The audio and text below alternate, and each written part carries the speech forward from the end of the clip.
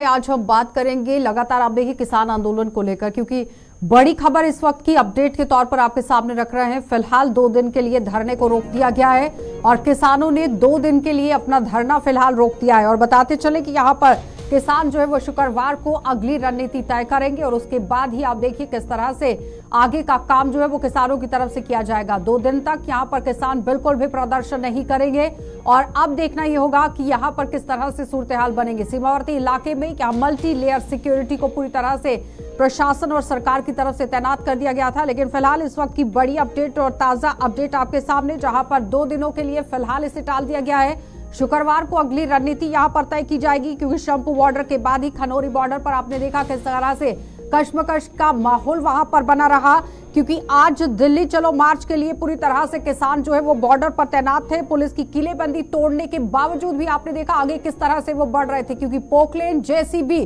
और कई तरह का सामान अपने साथ रखा गया था और जेसीबी जैसी मशीनें लेकर यहाँ पर किसान जो है वो ग्राउंड जीरो पर डटे नजर आए। हालांकि किसान नेताओं ने ऐलान जरूर किया कि वे मशीनों का उपयोग नहीं करेंगे, लेकिन फिर भी उसके बाद आपने देखा था किस तरह से हालात जो है वो यहाँ पर शंभू बॉर्डर और खिनौरी बॉर्डर पर बनते नजर आ रहे थे। पंजाब और हरियाणा की पुलिस पूरी तरह से अपना काम करती हुई नजर आ रही थी, लेकिन फिलहाल सवालिया निशान जरूर उठ रहे थे कि आखिर जो जिले की सरकारें हैं, प्रशासन है, राज्य की सरकार है, वो किस तरह से यहाँ पर काम कर रही है। तो चलिए कुछ सवालों को लेकर आज आपके सामने रखेंगे कि किस तरह से पूरे पैनल में आज चर्चा होगी। तो वो सवाल कौन से रहने वाले हैं देख लीजिए। क्या एमएसपी गारंटी कानून यहाँ पर मुमकिन है? इस तरह से बड़ा सवाल। एमएसपी पर C2+50% के फॉर्मूले को लेकर क्यों यहाँ पर सरकारें बार बार बचती रही हैं, इस पर मंथन होगा। और क्या आंदोलन की आड़ में कानून व्यवस्था को भी बिगाड़ने की, हालात को बिगाड़ने की कोशिश हो रही है, और कानून व्यवस्था जिस तरह से बिगड़ रही है इसका जिम्मेदार कौन है?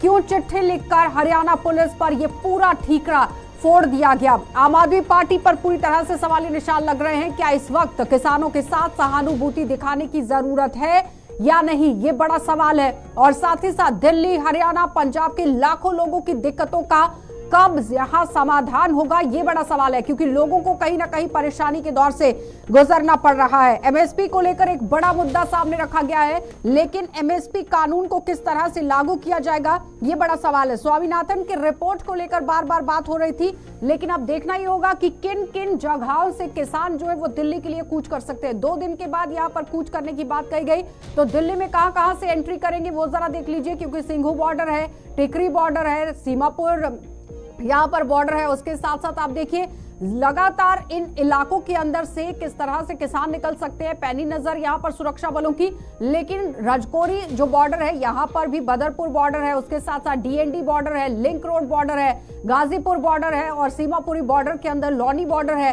ये सब इलाके हैं जहां से किसान दिल्ली के अंदर एंट्री कर सकते हैं, लेकिन फिलहाल धरने को 2 दिन के लिए रोक दिया गया है। अब देखना ये होगा कि शुक्रवार को किस तरह से आगे की रणनीति यहाँ पर तय की जाती है।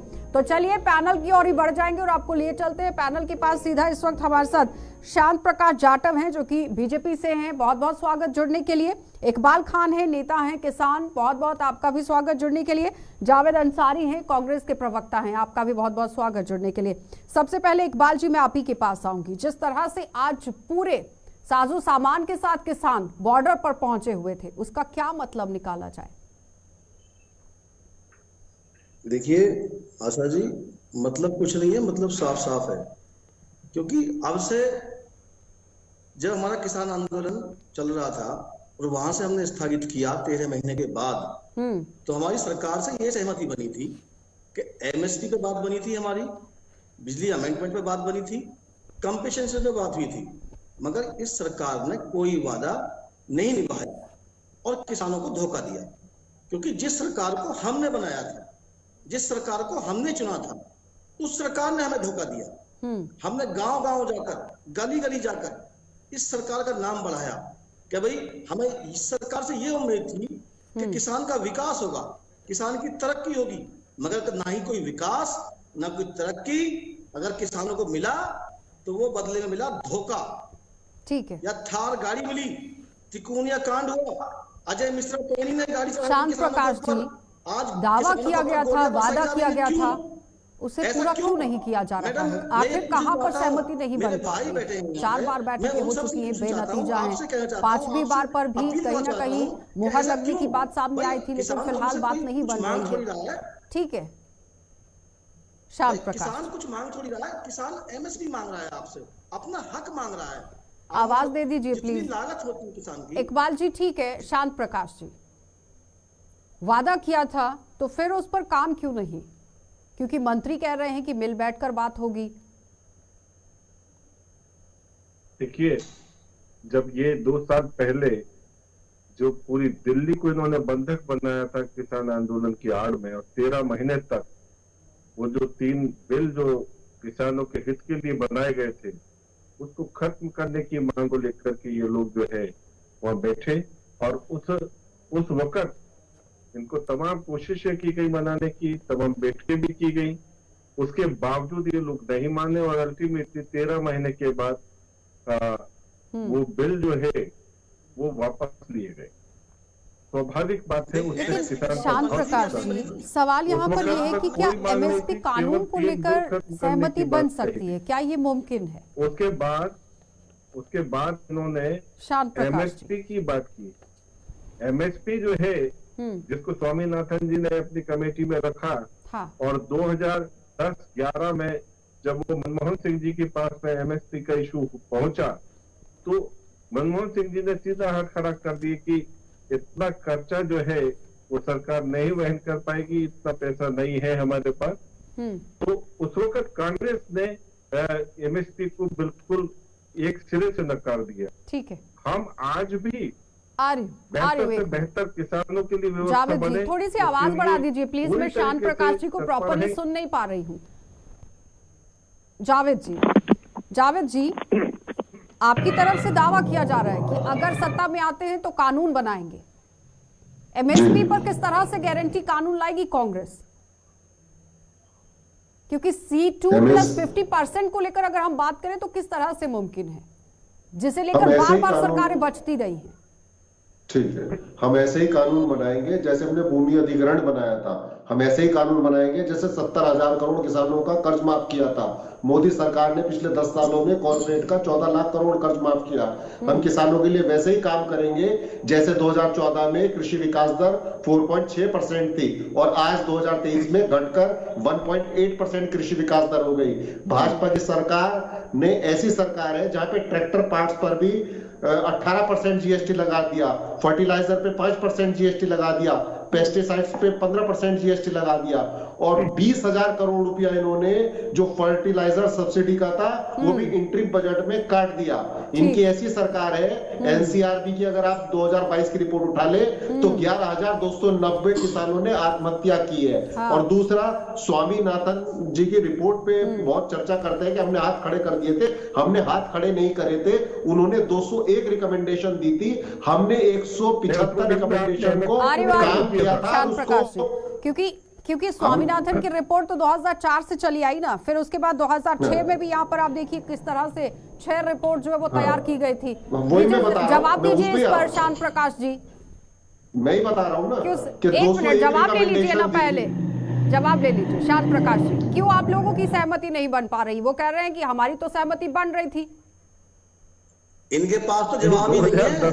2010-11 में मनमोहन सिंह जी ने इसको ठंडे बस्ते में डाल दिया कि ये कह करके कि हमारे पास में पैसा नहीं है। उसी दौरान इन्होंने राफेल के लिए भी मना किया था कि राफेल हवाई जहाज डालने के लिए पैसा नहीं है। ये उस वक्त में गर्त में था, उस वक्त देश पैसे की मारामारी थी। और आज स्थिति बिल्कुल अलग है। आज अभी जिस तरीके से इन्होंने 71,000 करोड़ रुपया देने की बात कही, हमने 2,81,00,000 करोड़ रुपया जो है किसानों को दिया है, और 11 करोड़ जो किसान है वो उसके लाभार्थी है। लगातार हम उसको दे रहे हैं, अनवरत दे रहे हैं। कांग्रेस ने कुछ नहीं किया, उन्होंने तो कर्जा देकर के मुआफ किया। यहाँ पर तो व्यवस्था बना दी कि कर्जा लेने की आवश्यकता ही ना पड़े। अरे सिर्फ 3 मांगों को लेकर ही तो ज्यादातर फोकस किया जा रहा था। ऐसे तो बहुत सी मांगे गिनवाई जा रही हैं शांत प्रकाश जी, लेकिन 3 मांगों पर अड़े हुए हैं किसान। एमएसपी पर कानून बना दीजिए और सारी फसलों को एमएसपी के दौरान ला दीजिए, और मजदूरों का और किसानों का जितना भी कर्जा है उसे माफ कर दीजिए। 3 सवाल जिस पर बैठकों पर बैठकें हो रही हैं। अब इकबाल जी जरा जवाब दे दीजिए कि अपनी बात को रखने का क्या यही सही तरीका है? जिस तरह से पोकलेन लेकर पहुंच रहे हैं, जेसीबी लेकर पहुंच रहे हैं, हैवी मशीनरी लेकर पहुंच रहे हैं, इस तरह से होता है क्या? पीसफुली तरीके से नहीं हो सकता था? देखिए मैडम, मैं आपको बता दूं कि ये तो हमारे औजार है किसान के, खेती करने के हथियार है हमारे ये। और अगर हम यहाँ से लेके नहीं जाएंगे तो कहाँ लेके जाएं बताओ? जब हम वहाँ बॉर्डर पे पड़े हैं तो अपने हथियार तो लेके जाएंगे ही। अरे हमारा तो पोकलैंड कौन सा हथियार है भाई किसान का? पोकलैंड कौन सा हथियार है? जेसीबी कौन सा हथियार है? बैरिकेटिंग्स को तोड़ने की कवायद है क्या वहां पर पूरी तरह से? मेरी बात सुनिए, जीसीबी से हम मट्टी उखाड़ने का काम करते हैं, जीसीबी से अनेक हमारे कार्य होते हैं। तो मैं ये पूछना चाहता हूँ, जब एमएसपी पे बात हुई थी इनकी हमारी, तो ये एमएसपी क्यों नहीं दे रहे हमें? क्यों हमें धोखा दे रहे हैं, ये बताइए आप मुझे। अरे 3 साल हो गए इनसे मांगते हमें, क्या करना चाहते हैं बताइए मुझे। और मैं जल्दी से शांत प्रकाश जी इस पर जवाब दीजिए कि एमएसपी पर वादा किया था, फिर क्यों नहीं लागू हो रहा है? आखिर वजह क्या है? क्या चाहती है सरकार? क्योंकि मंत्री कह रहे हैं कि मिल बैठकर बात होनी चाहिए। बनाई गई 26 लोग उसमें सदस्य हैं और अभी वो कमेटी काम कर रही है। आप जो है एकदम तुरंत जिस दिन भी आ जाएंगे उस दिन इसके ऊपर कार्रवाई हो जाएगी, ऐसा नहीं। अभी जो कमेटी गठित हुई है वो अपनी रिपोर्ट सबमिट करेगी, उसके बाद में क्या व्यवस्था बनाई जा सकती है। इसमें पूरा फंड मैनेजमेंट होता है, किस तरीके से फाइनेंस का जुगाड़ किया जाएगा, किस तरीके से उसका बंदोबस्त किया जाएगा, सब चीजों को देखना है। किसी ने आकर के मांगा एकदम नहीं दिया जाएगा। कल को जो है मांगने लग जाता है, जो कपड़ा बनाने वाला जो है वो श्रमिक मांगने लग जाए, वो इकट्ठा होकर के, या कोई और ठीक है शांत प्रकाश जी, श्रमिक जो है तैयार हो जाए और वो मांगने लग जाए और जाकर के चक्के जाम कर दें, ऐसे थोड़ी दिया जाता है। हर चीज की व्यवस्था देखी जाती है। सरकार अपने तरीके से बेहतर काम कर रही है, बेहतर से बेहतर इसका लाभ दिया जा रहा है। क्या काम कर रही है? एक बात और सुने, किसानों को गोली चलवा रही है। सही मायने में आपका जो आंदोलन है, इकबाल जी, जावेद जी जल्दी से अपनी बात रखिए प्लीज। अगर ये योगेंद्र यादव का बयान देखे तो योगेंद्र यादव ने तो पहले के बयान में क्या कहा? उन्होंने ये कहा कि हमने तो ये कांग्रेस के लिए चुनाव लड़ने के लिए पिच तैयार की है। आज 2024 मैं जवाब दे रहा हूं आपको। कांग्रेस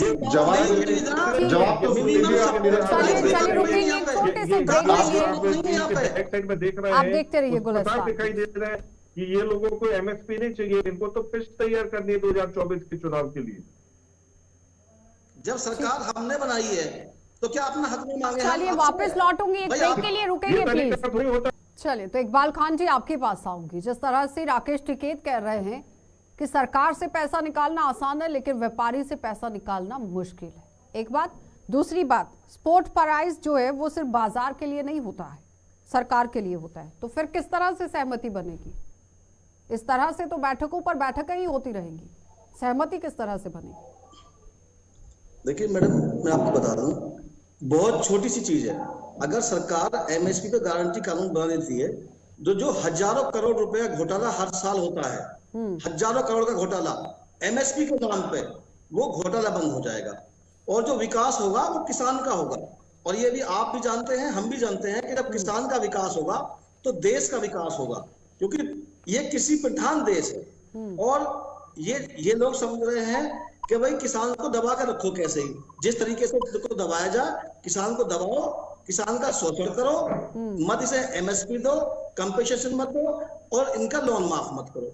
मैं एक किसान परिवार से आता हूं, मुझ पे कृषि कार्ड लोन है, मैंने अभी पीछे जाके मैंने जमा किया अपना लोन, तो उसमें जो वो आती थी इनकी जीएसटी, क्या बोलते हैं उसको, जो सरकार हमें वापस 4% भेजती है, वो वापस ले ली इन्होंने दोबारा। तो सरकार तो किसानों के साथ बहुत शोषण कर रही है। अरे शोषण नहीं करना चाहिए। 750 किसानों की शहादत। शांत प्रकाश जी जवाब दीजिए। 750 किसानों की शहादत का जिम्मेदार कौन है? मैडम एक मिनट, 750 किसान हमारे बॉर्डर पर शहीद हुए, उसका जिम्मेदार कौन है? इनसे पूछिए कि इनका कोई नेता, कोई मंत्री कभी कोई गया उनके दरवाजे पे? लेकिन मंत्री तो कह रहे हैं ना कि बैठकर बात हो सकती है, एफआईआर पर बात हो सकती है, मैडम बहुत लंबा चिट्ठा है।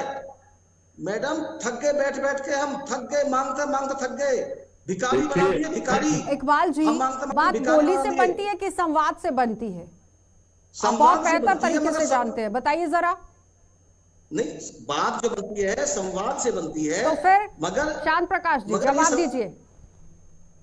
देखिए, इन्होंने जो 750 किसानों को जिनकी धरने के दौरान जो है मृत्यु हुई, क्या उन 750 लोगों के डेथ प्रमाण पत्र और उसके कॉजेज वो लेकर के क्या सरकार के पास जमा कराए? मुझे तो नहीं लगता कि इन्होंने इस प्रकार से कोई चीज, कोई कागज उनके जमा कराए हैं।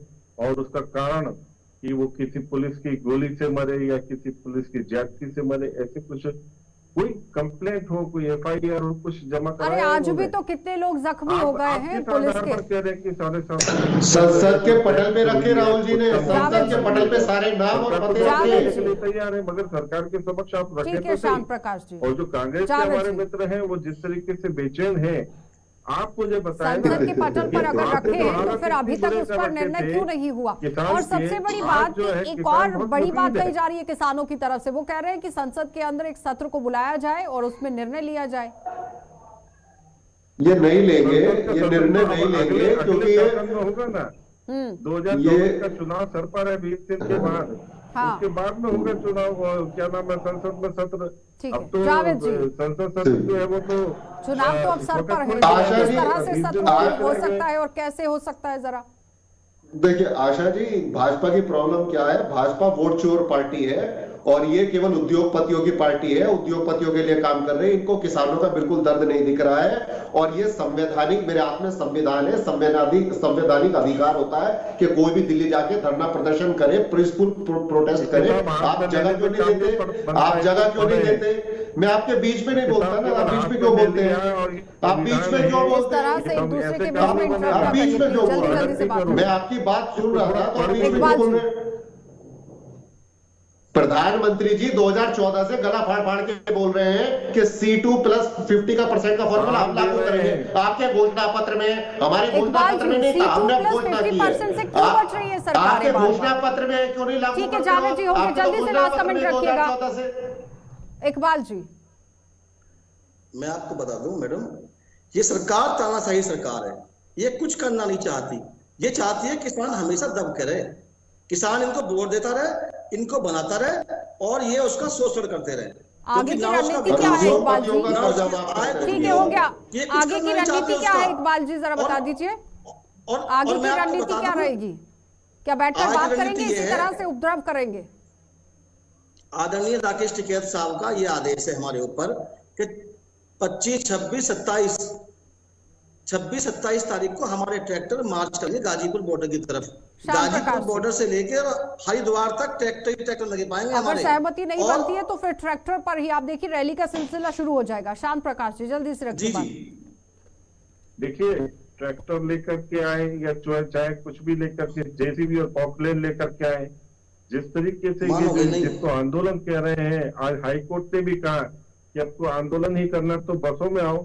क्या पहले चौधरी चरण सिंह या राकेश टिकैत जी के पिता? चलिए, बहुत बहुत धन्यवाद शांत प्रकाश जी आपका जुड़ने के लिए, और साथ साथ यहाँ पर इकबाल जी आपका भी और जावेद जी आपका भी। तो फिलहाल किसान मार्च को लेकर ही बात हो रही थी, लेकिन आप देखिए सहमति बनती हुई नजर नहीं आ रही है। एक एक करके दिन जो है वो बढ़ते चले जा रहे हैं। अब देखना ये होगा कि 2 दिन के बाद किसान किस तरह से अपनी रणनीति बनाते हैं। आप देखते रहिए कार्यक्रम।